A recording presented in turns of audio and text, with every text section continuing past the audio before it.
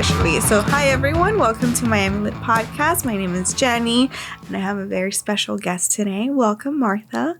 Martha Bueno. Thank you, Jenny, for having me. I really appreciate this. No, it's such a pleasure to have you. I mean, I've heard so much about you from friends in common that we have and just from everything going on. And to meet you in person, you're so lovely. Thank you. And I'm so happy that you're here to answer happy to be here. a billion questions. Let's go. Let's do it. Yeah. So you are running for commissioner in District 10 for Miami, the city of Miami. The county. The county. Sorry. The county. Thank you. So There's it's a difference. there is a difference. Yes. The city of Miami is a small part of the county. Right. City of Miami is like downtown, Calle Ocho, that type of stuff. Coral Gables is in there. County-wide, it would be the entire thing, all 32 municipalities within. But I'm running specifically in District 10, which is Fontainebleau, Westchester, and West Kendall. Right. And I've lived in all of those areas over the last 43 years. Oh my gosh. So you know them like the back of your hand. I've never lived, well, except for a brief time when I was a child in Venezuela, I've never lived anywhere else. Then District 10, I mean, it's the perfect job for me. It's home. It is. It's home. It is. And the way I see it, it seems like it's getting harder for people to live here. And I have 4 kids, and it drives me crazy that my own kids are like, I don't know where I'm going to live here. It's overpriced. Things don't quite work. You need a car. Like, those are the things that inspired me to run, just because I live here. Right. Because I'm tired of seeing what's happening.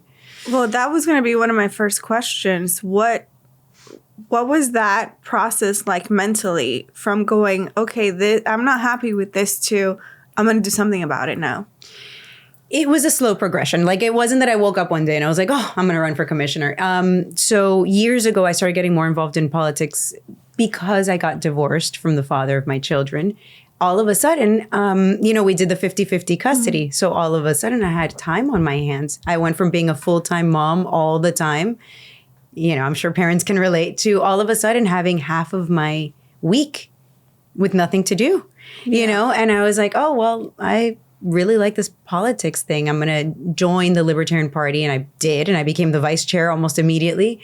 I did that for 4 years. And in that time, we were telling people, in order to get into politics and make a change, start in the lowest levels, right? So start for those local seats, school board, the things that you can really make changes. So I ran for community council and won my seat. I've been there for 4 years. I was the vice chair for a year. And now for the last almost 2 years, I've been the chair. And that's like a volunteer position. They don't pay us. We deal with zoning and stuff. I'm also an advocate. So I would go in front of the commissioners to talk about these issues, and you have 2 minutes to get your point across, and they really don't care. I mean, I wish I could sugarcoat and be like, well, they'd listen to me, and they don't care. You see them on their phones, you see them not paying attention. They've gotten money from a lot of people, so they're not going to listen to the community necessarily. I mean, maybe some do, but it was my experience that I'd present them with facts in the 2 minutes that they give you, they allow you to speak. And it just, nothing changed. And I was like, you know what, I'm going to do it. I'm going to run because it's, you have to go to these meetings to understand what's really happening in Miami. Right. And the reality is that special interests have bought and paid for most, if not all, of the people that are supposed to represent us. Yeah. And I can't live with that. What I love about you and your approach is and I don't want to speak for everybody, but I think the rest of us would have been like, oh, this is awful. I don't want to know about it. I don't want to see it. Somebody fix it, and I'm just going to continue to live my life. And you were like, no, I'm going to do something about it. Well, it's kind of my nature. It's like the entrepreneurial side of me. Yeah. There's a problem. There's a solution that I can see that it's there, and I want to give it a shot. I mean, we've had a Republican commissioner for 30 years in the seat. Javier Soto has been sitting in this seat for 30 years. It's a long time. Yes, for any position. I mean, I'm not speaking on him because, I don't know him very well. I've known him as my commissioner for the last 30 years. Since I was not even in high school. He's been there for a while. So the community, a lot of people really like him, and rightfully so. He's done a lot of good things, but recently he's done some things that people aren't happy with. And then there's a lot of people that I talk to, and they're like, yeah, he's fine, but like Fontainebleau, that whole area is just, nobody's paying attention to it. He's great in Westchester. He lives in Westchester. That's his area. But everybody else feels neglected and not taken care of. And so, you know, besides the corruption problems, besides that, it's like, what's the worst that can happen, right? After 30 years, really, what's the worst? I can't do any worse than what we already have. Yeah. And I can probably do better. So I wanted to at least give it a go. I can't wait. I'm so excited for you.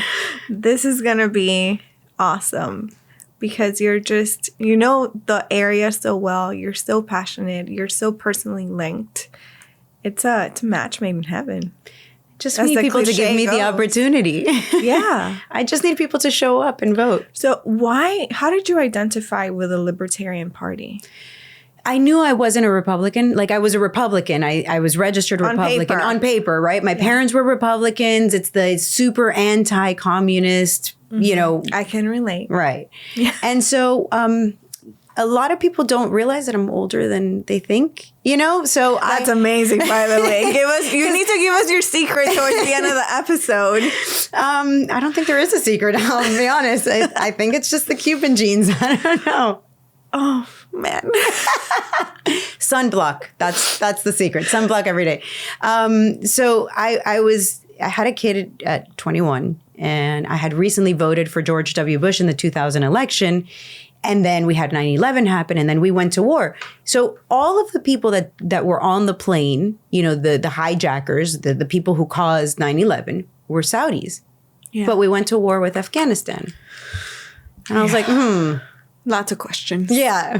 How does this work? How does this work? How do we get attacked by Saudi Arabia, but we're going to war with Afghanistan? And then we tied it into Iraq. And then you know, and the amount of stuff coming out now, 20 plus years later, on how it was, we knew we weren't going to win. We knew that we didn't need to go to Afghanistan. It was more of a political move. It was more of like securing resources.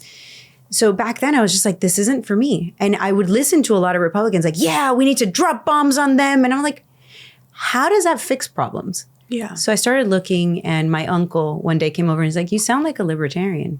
And I thought he was insulting me. I was like, a liber what? That's hilarious. You're calling me a what? And so I looked it up, and the more I read, I was like, this is who I am. Like, I totally believe in the golden rule. Don't hurt people. Don't take their stuff. Weren't our forefathers mostly libertarian? Well, it wasn't libertarian, and that's, you know, like... Right. It didn't have the name. It didn't have the name, but they were liberal. It was a classic liberal, yes. Yeah. Of course, you know, you can go down that rabbit hole. Some of our forefathers had slaves and, you know, like... Right. Granted, all of that. Everything within context, right? I mean, you need to realize the time period. Right. Everyone had slaves. Right. Unfortunately. Right. Yeah. So there's that, you know, I always like to kind of, they were to a degree, you know, I don't think they're the example of like the perfect libertarian, you know. No. They definitely did some shady stuff. Yeah. But in terms of like, what is a libertarian? They believe, and I'm not part of the Libertarian Party. I'm just a small L libertarian. I used to be, I'm no longer. Because ultimately I think all parties, you know, that's their goal, is to be a party, is to get people elected to offices, which is great.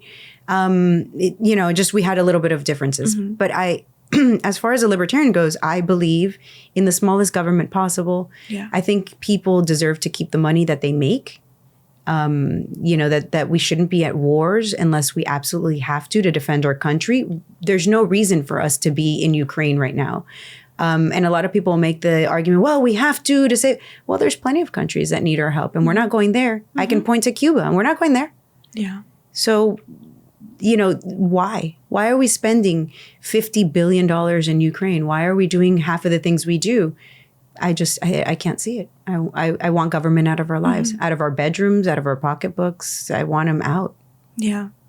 You mentioned the ideologies behind parties and how it becomes this weird psychological attachment that is demanded from party members, Right? where you can't question your party's choices, ideas, what they're asking you to do, and Isn't that crazy? That's so dangerous. It is. It's like a sports team. Exactly. You fall in love with your team. I'm team red, I'm team blue. Yeah. And no matter what. Right. And I it's will like always. that one person, because you can like people, like even within your own family, you can like somebody, but then they have these crazy ideas and you're like, Uncle Joe comes over and then he starts talking about that thing. Yeah. He goes down he's, como que no. Right. So we can do that in our own families, but when it's a politician, it's like, you dare question Trump, or you dare question Biden, or you worship these people. I don't get it.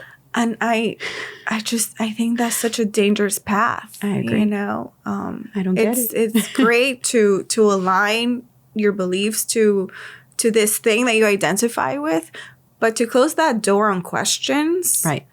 Yeah, and it's, you bring up such a good point. It's so dangerous too, because like that's how we get to a better understanding. That's how we get to better. Yeah, we question things. Like, this doesn't make sense to me. How do we improve it? Right. But this whole like, so and so said this thing, so that's it. Mm-hmm. We're all going with it.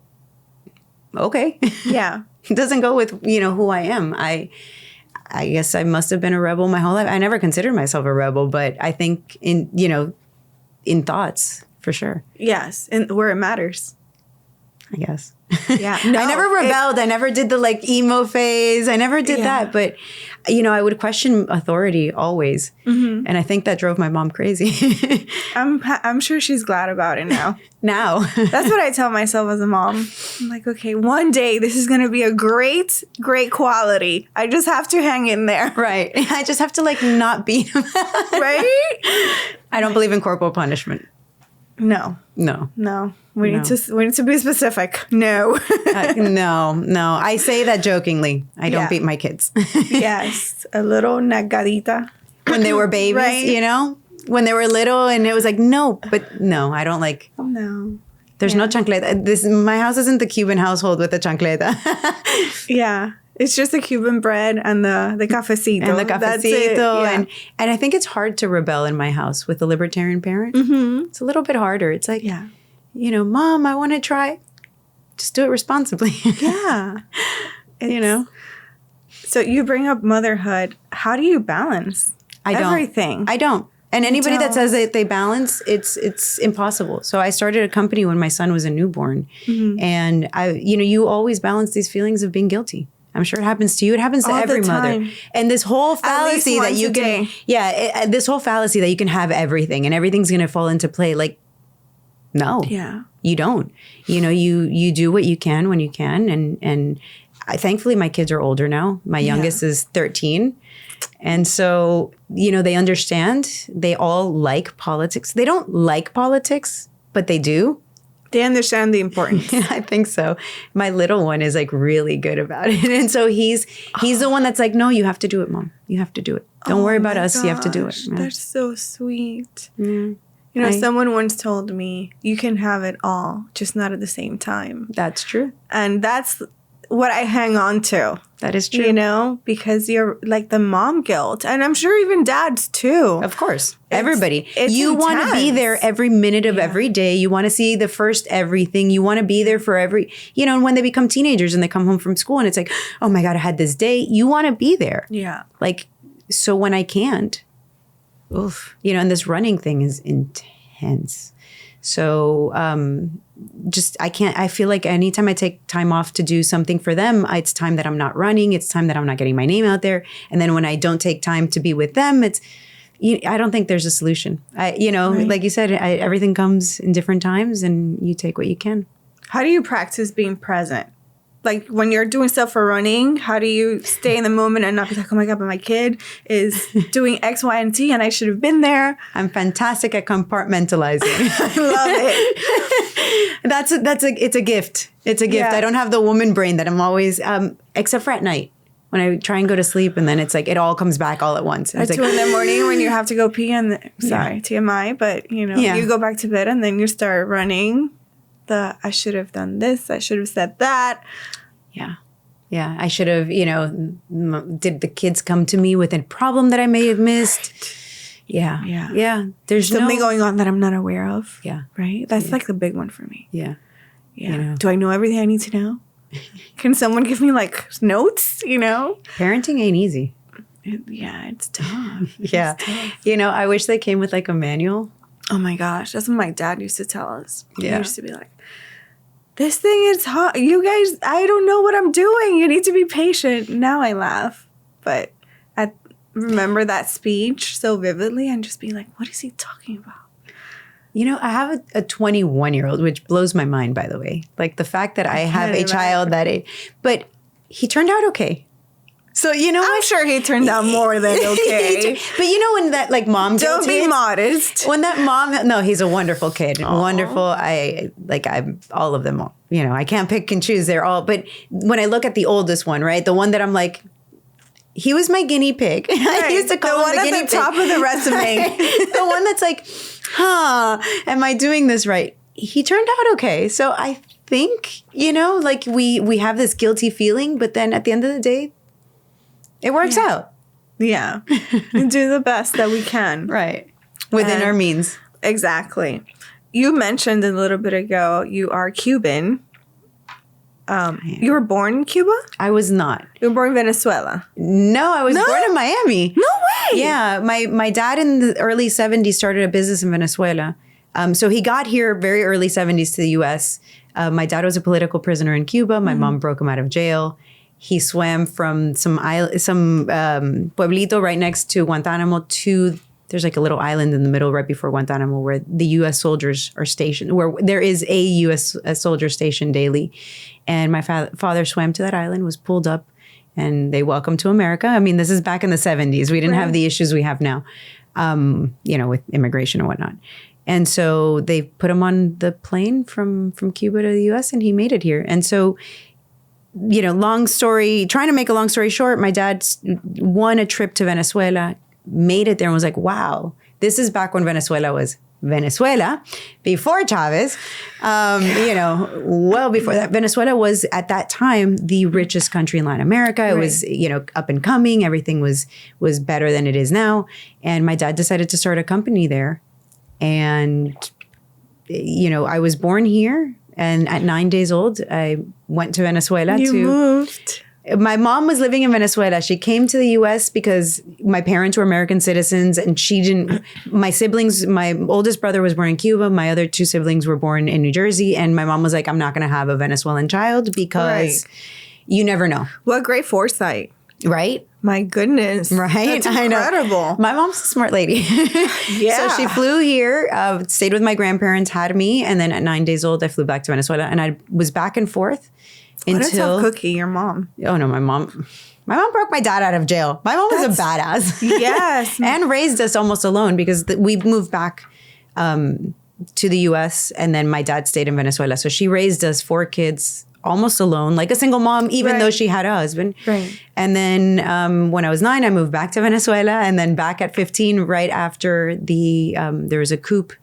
Hugo Chavez, before he took power in 98, there was a coup in 95, I want to say, and things were pretty bad in Venezuela. My dad kept telling everyone, like, I've seen this coming. Yeah. Like, this is bad. And everybody's like, no, Cubano, you have no idea. This isn't Cuba. We have oil. We have all these riches.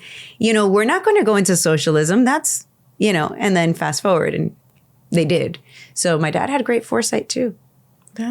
And now I kind of say that to Americans. I'm like, listen, we're not there yet. Yeah. But I've seen this before. We're and people are like, no. Way. Yeah. I mean, I see the road. I see it. It's there. Yeah. Oh my goodness. Have you ever been to Cuba? I've not. No. Would you? No. Not now. I mean, obviously I would. Yeah. Just not with the current situation. Right. I talk way too much about socialism and yeah, I'm sure I'm at least on a few lists. I'm sure you are. Yeah. So no, not now. One day. I mean, my dream, the moment that regime is out the door, I am there. Yeah. I want to be part of rebuilding Cuba. Right. Yeah. Wouldn't that be an experience too? You know what? I watched my grandfather my entire life say, I'm only here until I can go back home. And then, you know, the day he died, it's that thing that I have inside that I wasn't able to give him that. So for him. Yeah. Yeah. Yeah, I mean, immigration is tough on any group, but I feel for us Cubans, I mean, we're not here because we wanted to be. Right. You know? And this is the most amazing country in the world. And we're so happy that we had this place to come to. I'm so fortunate, yes, You know? that my dad was able to get out, that, you know, he was able to come here, that he was able to give me this opportunity. Like, when I criticize America, people are like, this is the greatest country. You shouldn't be saying that. No, it is. It is the greatest country. And my job is to criticize the bad things. Right. So that we can keep it this way. Yeah. You know, we come to this country for freedom. And then when we express that freedom, people are like, you should be more grateful.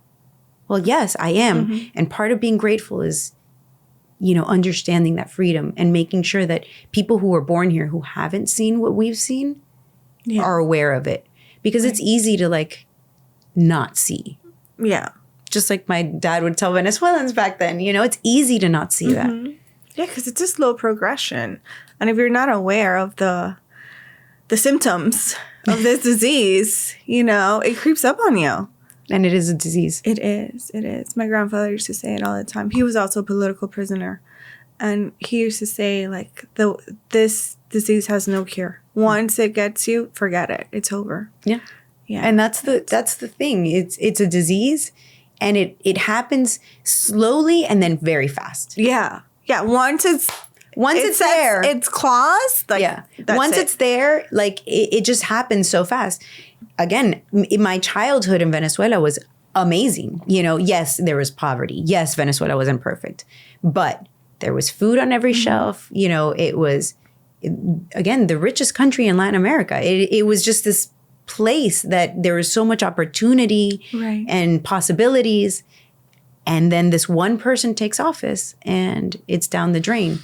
You know, so it's incredible to watch in real time. And that's kind of the point that I try to make to people is I've lived through it. Right. And so while America's still free, are we really? We're complaining about the basketball player, the WNBA player, Brittany, I forget her last name, who's, you know, just sentenced to 9 years in prison in Russia for cannabis. And people are like, how is that possible? Well, let me tell you that in America, we do the same thing. There are actually over 40,000 Americans in jail right now, some on death row or with life sentences for a plant. So if you're talking about Russia and their laws that took an American to jail for 9 years, it's time we look at American laws. Because you can agree or not agree with the plant, but to put people in jail, to take away their freedom because they chose to use something. You know what? I don't agree with alcohol maybe, but I'm not putting you in jail for it. Right. You know, I don't agree with meth, but I don't think people who are addicted don't need to go to jail. They need help. And so we're spending a whole bunch of money. We're creating the problems. The war on drugs fuels Cuba. One of their major industries is the drug trade. A lot of people aren't aware of that. Right. Fidel Castro opened that door, and Cuba secures the route of drugs from Latin America into the United States. This is how they make money. They make billions of dollars every single year, making sure that drugs from Latin America come into the United States. They have submarines. They have rapid boats. They have things that we can't even, you know, I don't know what the United States is doing, that they're not stopping it, but that's how it happens. Yeah. And so that war on drugs, we keep expanding it, but it's not doing anything. The drugs are winning. It's been 50 plus, more than 50 years. The drugs are winning, and so is, you know, socialism in Latin America, and all of this is intertwined. And when I talk about it, people are like, we have bigger things to fry, you know, bigger fish to fry. We have other things to worry about. And it's like, like pronouns? Like pronouns. Like which books are being read in school, you know, like, I mean, they're important issues, but how about we worry about bigger issues? Yeah, the things that are really affecting people's lives, their freedoms. Yeah. That takes a lot to understand how these things happen. And we're just lucky to have someone like you that's willing to step in there and get dirty, because I don't know, man. I would be like, peace. I'm out. There are days. You know, it happens. There are days where I'm like, I don't know why. Right? Like, is there a point to this? Yeah. I think there is. There is. There is. And it's worth it. It's worth a try. Right. I'd hate myself. You have if I so didn't many try. people that are counting on you, you know? Yeah. Thank you. Because it does looking feel up to you. I mean, your own kids starting at home. Yeah. They're all watching and yeah, you know, it's different when they're your kids. They're kind of like, oh, mom's at that political thing again, you know? now, it's not like, but give them some time and they're gonna be like, okay, mom was doing something meaningful.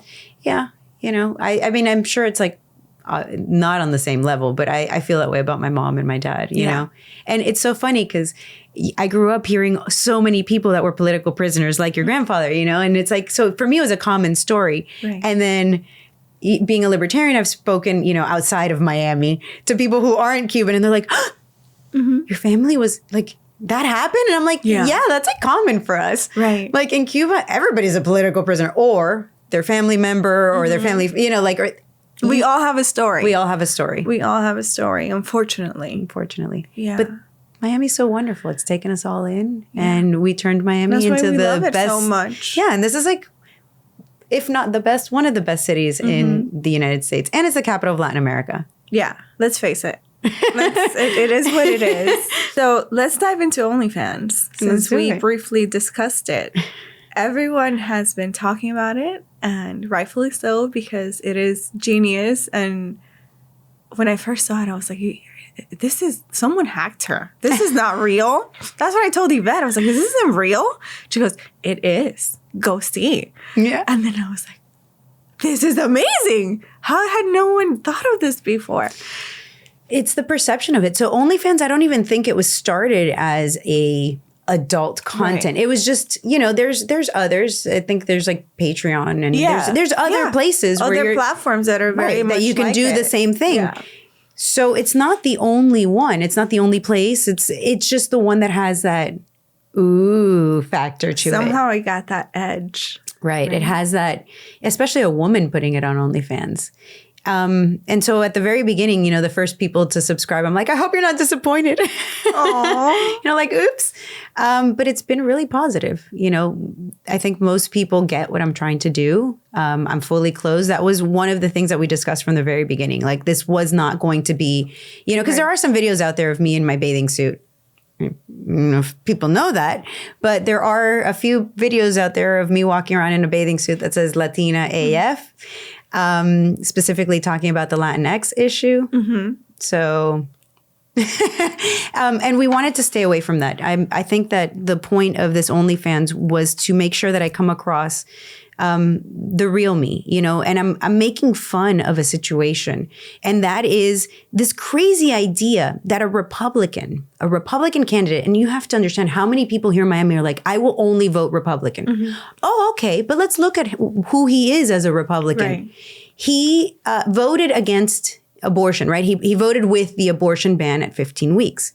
But he takes donations that other Republicans have given to him and turns it around and gives it to Democrats.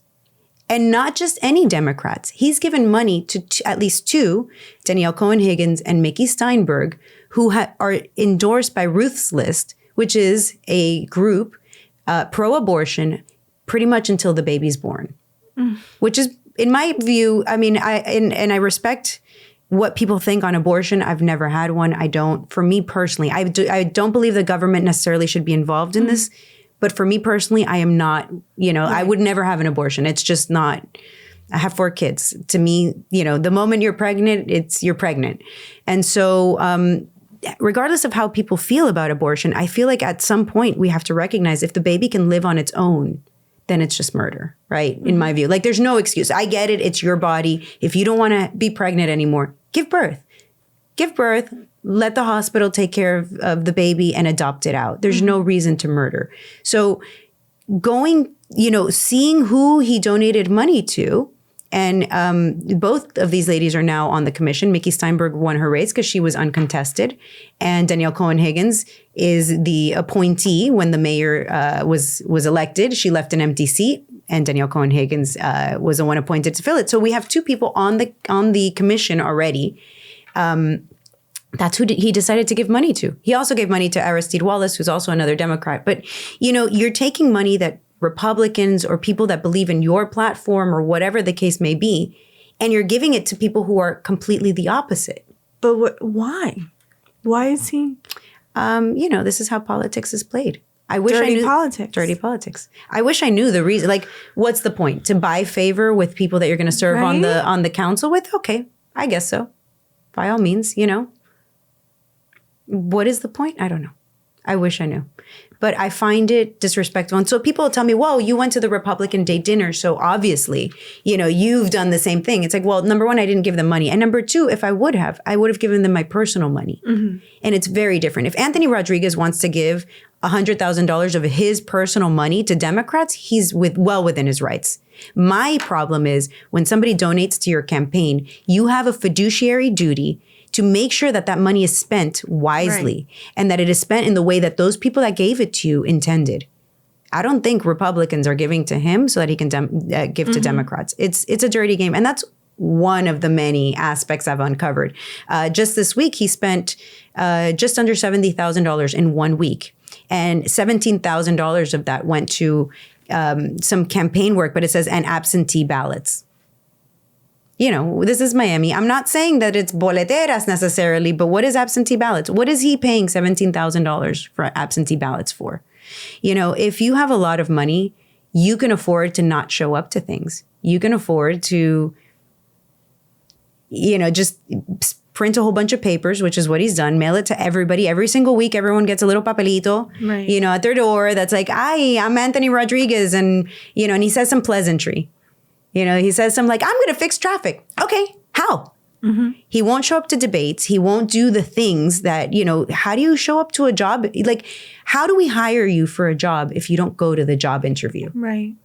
Well, he's got that much money. We've seen that behavior. All the time. It's Miami. Right.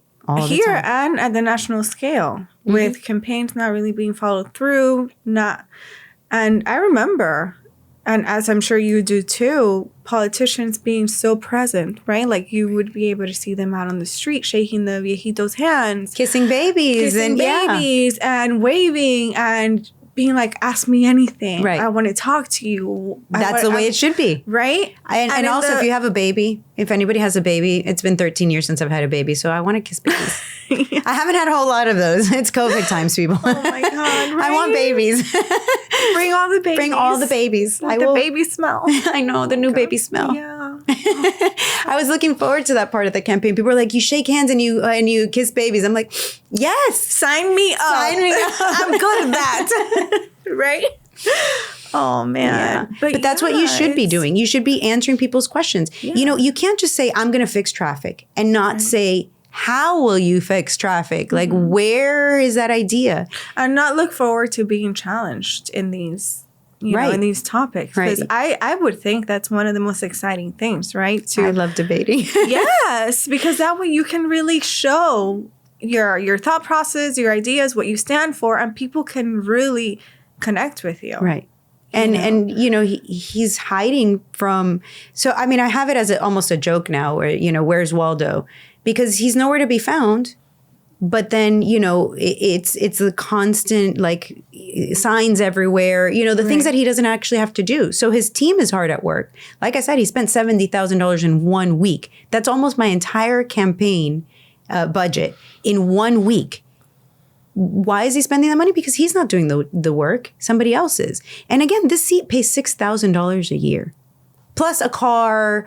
Don't get me wrong. There's plenty of benefits. It's almost disgusting the amount of benefits that commissioners get. But their pay is $6,000. Right. So why do you have to raise $1.5 million for a $6,000 a year job?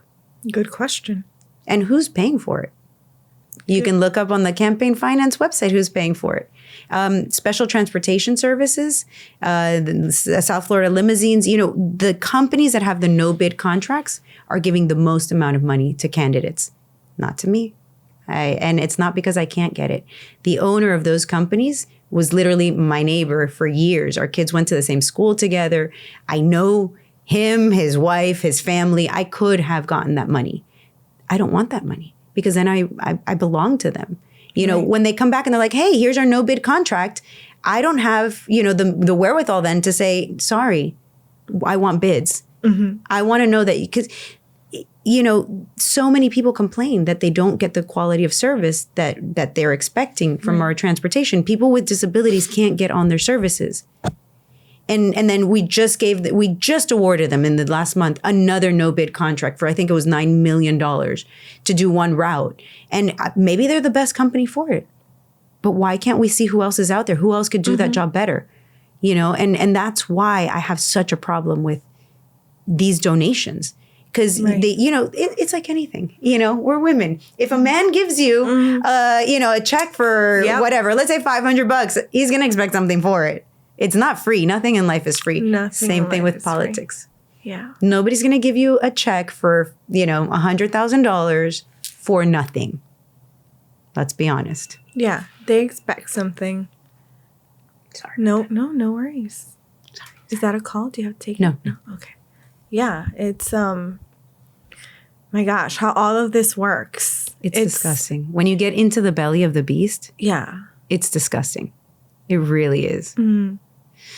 It's so frustrating too. And I don't want to be like Debbie Downer, but that's exactly why I'm running. Like that is the reason, because how do we change that?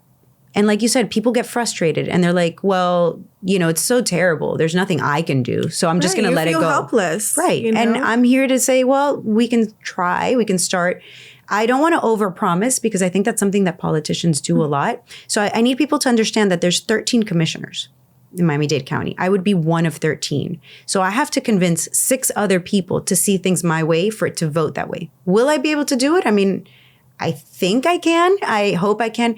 But what I'm offering people is more than that. I'm offering them the ability to follow along what's going on. I am very vocal. I am on social media. My intention is to tell people directly in short clips, this is what's happening and this is what I need you to do. Like, or if you believe in this issue, come join me on this day so that you can voice your opinion and tell the people sitting here, no, that's not okay with us. And we vote for you. So there's a lot of that, like social media. I mean, it's such a powerful tool, right? Meetings last over 5 hours. We don't have time to watch them to know what's going on.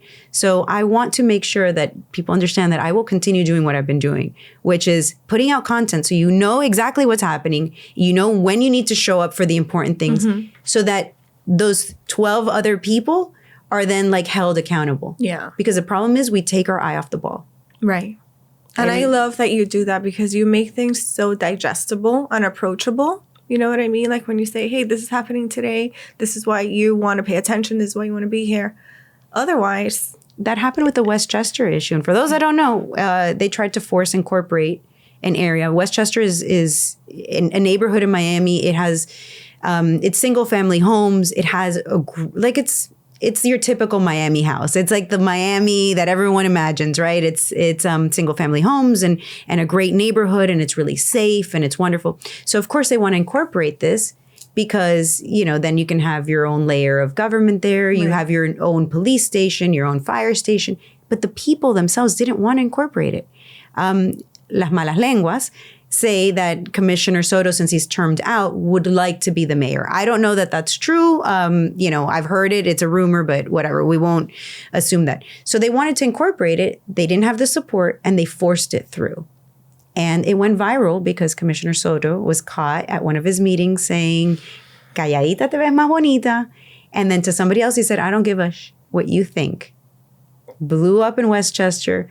We went as a community, we did some meetings, we went several times to the commissioners, and we got it overturned. Like, they ended up seeing how angry people were, and they got it overturned. That's proof positive that what I'm saying works. Exactly. It's proof positive. Like, if we show up and we're like, no.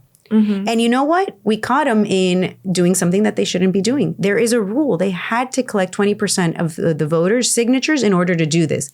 But since they're commissioners and they're like, nobody pays attention, they wrote a special rule to bypass the rule so they didn't have to. I know, right? Interesting. So Miami. It's so Miami. It's like, oh, there's a rule, but that takes work. Because that one doesn't matter. Right. They would have had to collect like 50,000 signatures or something, like 40,000 signatures, which takes a lot of money, a lot of time, and a lot of effort.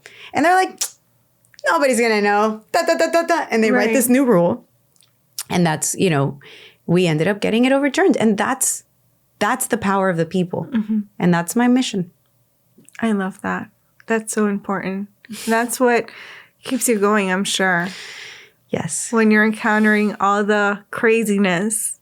I can see the vision. I can see how we can actually make a change. Right. Like it's not a pipe dream. Mm-hmm. Like if and I don't need everybody to show up, and I don't need everybody to show up every day. If this issue is important to you, if transportation is your issue, show up on transportation days. Right. If it's the corruption, well, you show up every day. If it's lowering taxes, show up on days where they'll be discussing, things that take money. Mm-hmm. And side note, that was the day that I decided to run, was an issue that I went before the commissioners because they had a lot that they had taken from somebody in Wynwood, just over an acre.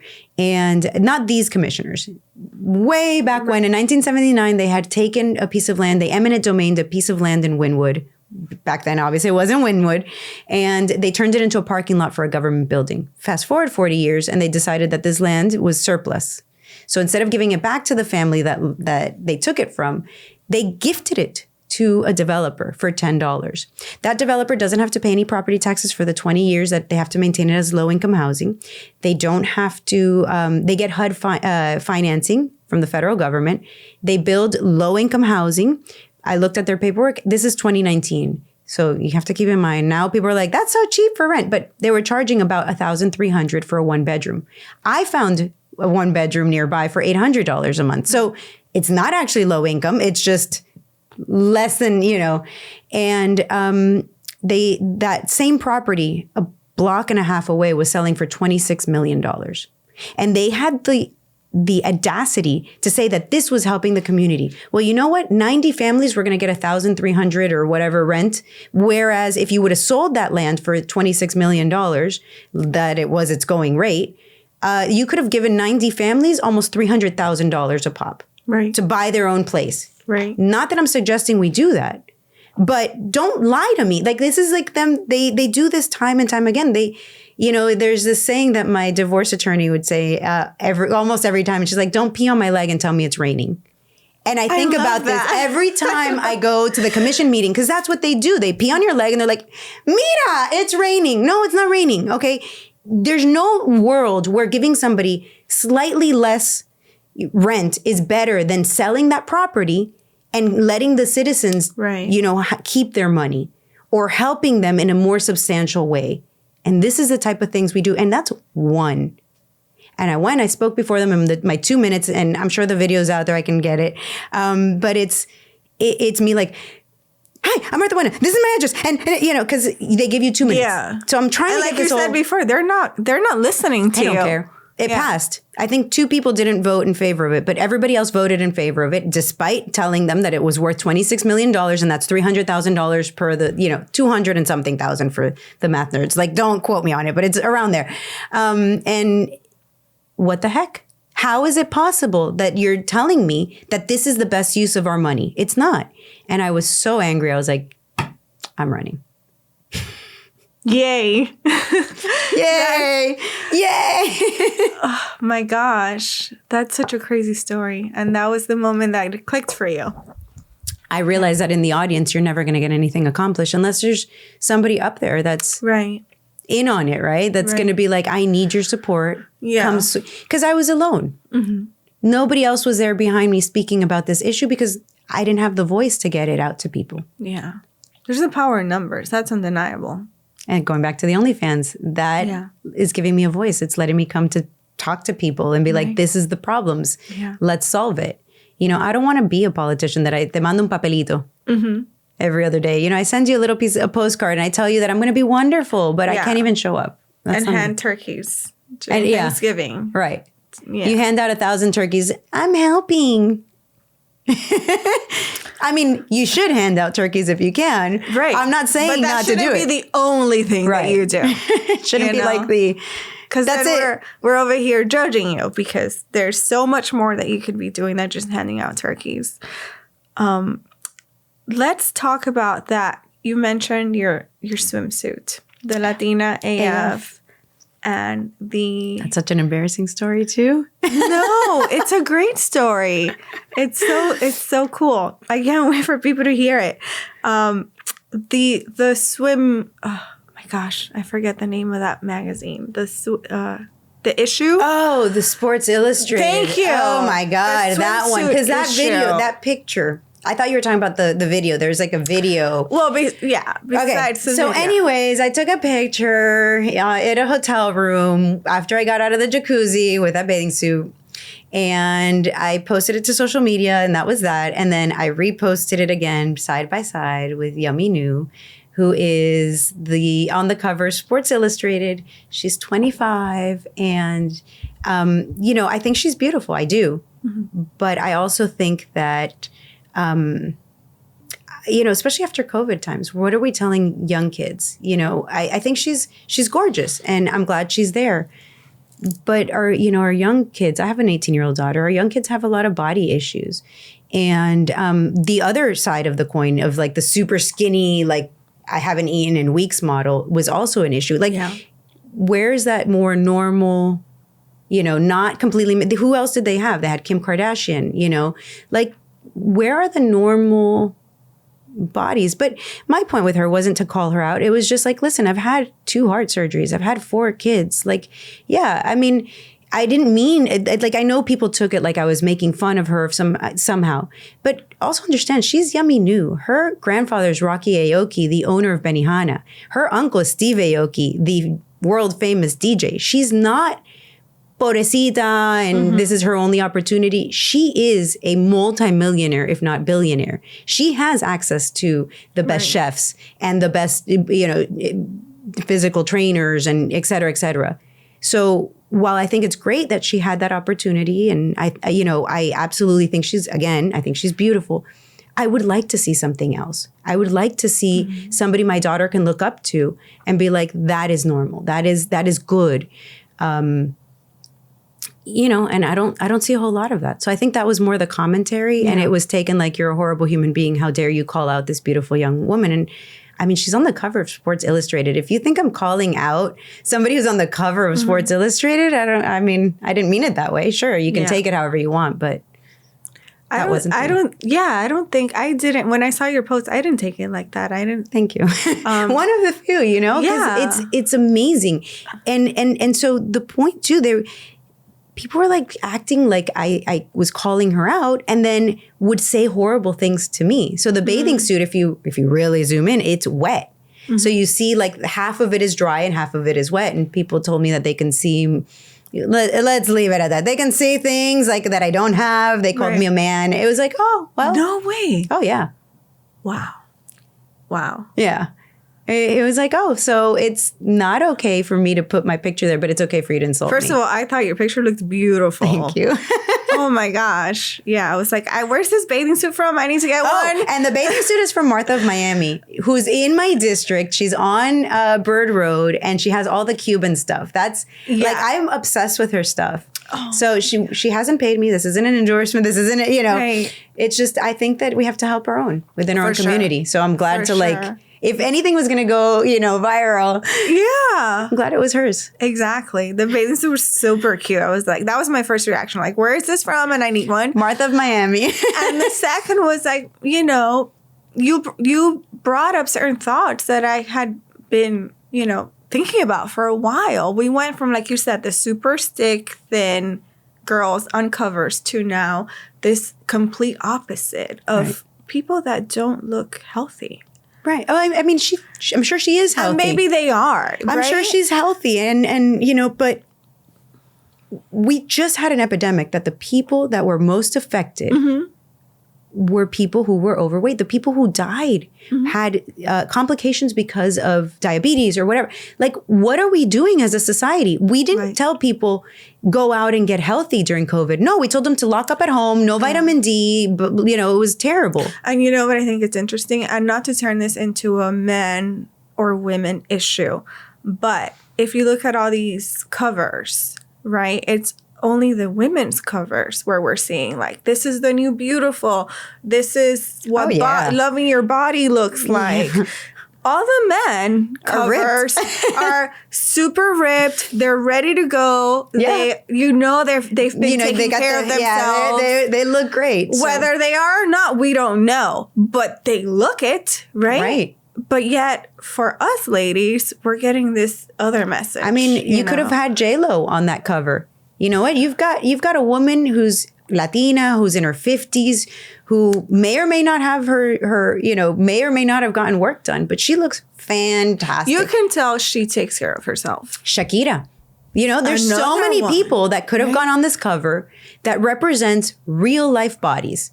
I mean, I've been watching Shakira since I was like 17 or 18. Yeah. I'm in my 40s. I mean, she's been around. What was it? The Los Ladrones? Yeah. Or what? Yes. That Pies Descalzo was the album. And it was like the greatest album back then. I was obsessed with Shakira. And I mean, she's real. Mm-hmm. Put her on the cover. And again, I don't mean to, I'm not trying to disparage Yummy. She's a beautiful girl. She is. She's just, not what I would like for the younger generation to look at. And I'm sure that there's many of that generation. I just don't know them. We can see that push of you can only love yourself if you look this way. Right. And it should be about loving yourself no matter what. But striving towards, a healthy lifestyle. Yeah. Because it's not even about how many hours you go to the gym or the plastic look, which is so in right now, and the fillers and the this. Why can't we have real? Right. Well, didn't Dr. Jordan Peterson get in trouble for mentioning something? He said she wasn't pretty or something along those lines, and they canceled him. Right. They canceled Dr. Jordan Peterson. Oh, God, what's going to happen to us? I know, right? That's why I can't really talk about it, because I don't need to be canceled right now. No, definitely not. But yeah, thank you for your insight on that, because it's such an interesting, as a woman, as a mom, how do we... Going back to that kid navigate that stuff, At least for me, I grew up without social media. So it's so different for me experiencing my children's childhood with all that social media. Because even if they're not on it, and I didn't let my daughter get on it until she was older, but even without they're exposed to it. They're exposed to it. I mean, girls at school, they see it everywhere they go. It's just, it's tough growing up now. I don't envy kids growing up now. And I don't envy the parents dealing with it either. Yeah. It's tough. For sure. Yeah. For sure. I mean, how did you deal with that? Oh, thank God my kids are older though. When I was just talking about that today with somebody else, that, I would go somewhere and I had to carry a DVD player with headphones and a stack of DVDs. It was another time. Right. You could control what your kids watched more than you can now. I mean, I got my first iPhone when I gave birth to my 15-year-old. So iPhones have only been around for 15 years. If you have kids older than 15, it was way easier then. Right. It was different. We had the Nokias with the snake game. Do you remember that? Yeah, I love the snake game. What? Oh my God. Can they bring that back? No, it's terrible. I like the little games now. Right. Yeah, those are much more interactive. I want to talk about some of the issues that are important to you, like the Second Amendment. I love the Second Amendment. It's something that I think is intimate to both of us because of Cuba. Mm-hmm. The first thing that a tyrannical government would want to do is to take away your right to defend yourself. Yeah. And we see it all over the world. Everywhere. Every time that there's a authoritarian government, you find people that are unarmed. In Cuba, that was the situation. They unarmed the population, and then the communist regime took over. In Venezuela, I experienced it when I was growing up. We all had guns. Not me, I was a child, but my dad had a gun. There was guns all over the farm. It was just part of growing up. And then they wanted to take the guns away. And then we got in, this socialist hellhole that they're living in now. And I see it in the United States. Why does it matter which gun? It's not a gun issue. It's something else. Mm-hmm. And we're not addressing that something else. We've had guns in this country since the founding. We haven't had mass shootings, and they keep going up. Every 10 years, it doubles. Yeah. Where are we going to stop? When are we going to actually look at the issue? Mm-hmm. And telling somebody like me, you can't have a gun, well, then why do you hate me? Why do you want me to not be able to defend myself? I am all of 5 feet. I weigh 105 pounds. My 13-year-old can take me on. If I don't have a gun, that means I am completely defenseless. And I don't find that okay. And I don't find it okay that somebody else thinks that they can tell me how I can defend myself and my family. It's my right to defend myself. My life is my life. And I understand the issues, and I understand people, being scared, and there's a lot of mental health issues. I mean, it's a very complicated scenario or a situation. Sure. So how do you deal with both sides? I don't think you deal with it by taking law-abiding citizens' rights away, because at the end of the day, criminals are criminals, and they're going to be criminals. They don't care about it's the same law is not going to stop them from like having access to a gun. Right. The drugs are winning because people who want to do drugs will find a way to do drugs. Those of us that don't do drugs, we're okay with the drug laws because they don't affect us. Mm-hmm. Like even if meth was legal, I wouldn't be out doing meth. Like there's no scenario where I'm like, they're legalizing meth tomorrow. Let's go. Yeah. Like there's no scenario where I'm going to go, and I'm picking on meth, heroin, take your pick. Right. I'm not going to go do those things even if they were legal. So I'm not going to go shoot up a school, even if even if guns are legal or not. Like we need to focus on the criminal aspect, because the criminals are the ones that are doing these things, and people, unfortunately, with mental health issues. Right. And we're not focused on mental health. We're focused on locking people up. We've taken parents from their children with these drug laws. We have a horrible criminal justice system, unfortunately, that takes people that are otherwise law-abiding that choose to use a particular drug. And instead of offering them help, we're like, you know what? Drugs can ruin your life. So let's ruin your life first. Yeah. Go sit in jail for a couple of years. For a couple of years. Or more. Yeah. Let me take away all your money, all your resources, because that's the other side of it. If you're convicted of a drug crime, because it's a RICO law, they can take everything from you.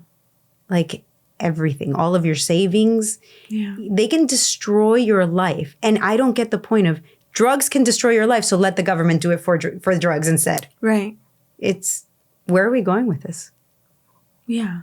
It feels like there's no solution viable in that way that they're presenting it. Right. Yeah. It's just more militarization of the police.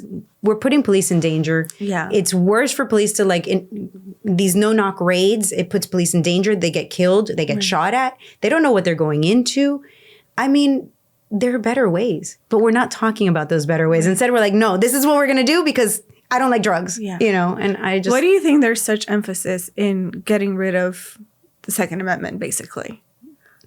What we were talking about earlier. That's the first step. Yeah. You can't bring socialism into this country. Headed. Yeah.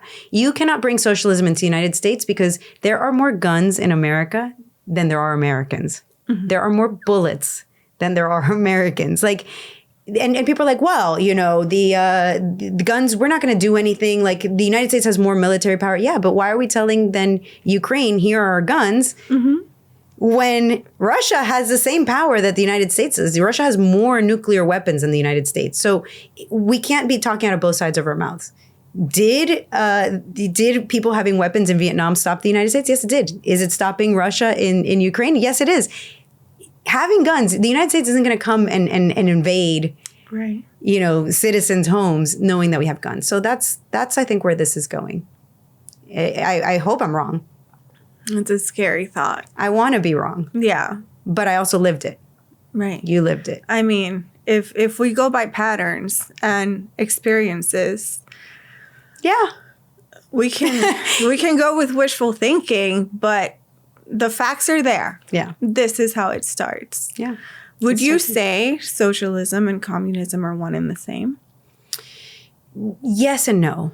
Like socialism is different than communism, but you don't just go headfirst into communism. It's like a line, right? And you can go like extreme right is fascism and extreme left is communism. So it's a line, and what really changes on that is the degree of authoritarianism. So you can be both right and left in the same society, as long as nobody's forcing those ideas on you. Mm-hmm. For example, communes are an example of a free society that believes in, socialism. And then on the other side, you can have complete and utter, capitalism without government intrusion. There's nowhere in the world necessarily that has complete capitalism, but, people think America does, but it doesn't. When can people go out to vote? Early voting begins August 8th, I believe. And then, so you can go vote. In my district would be the West Kendall Library. They now call it the Westchester Library. And then the actual election date is August 23rd. Okay. Well, I wish I could vote, but I'm not in that district. So I urge everyone who is to go vote. And if you're not in the district like me, make sure you get the word out. Please. Yeah. Please, because again, we all have a cousin, a friend, or somebody that lives in that area. Yeah. It's Westchester, Fontainebleau, or West Kendall. So yes. Everyone knows somebody in these areas. Exactly. Thank you so much for doing what you're doing and being so vocal and just so transparent. It's such a refreshing way to look at politics. It really is. Thank you. Because you often wonder, like, am I being told the truth? Like, what's the motive? And you're not being told the truth. Lay it all out there, and that's... I do what I can. Yes. Well, thank you so much for being here. Appreciate this. I hope to see you doing those great things.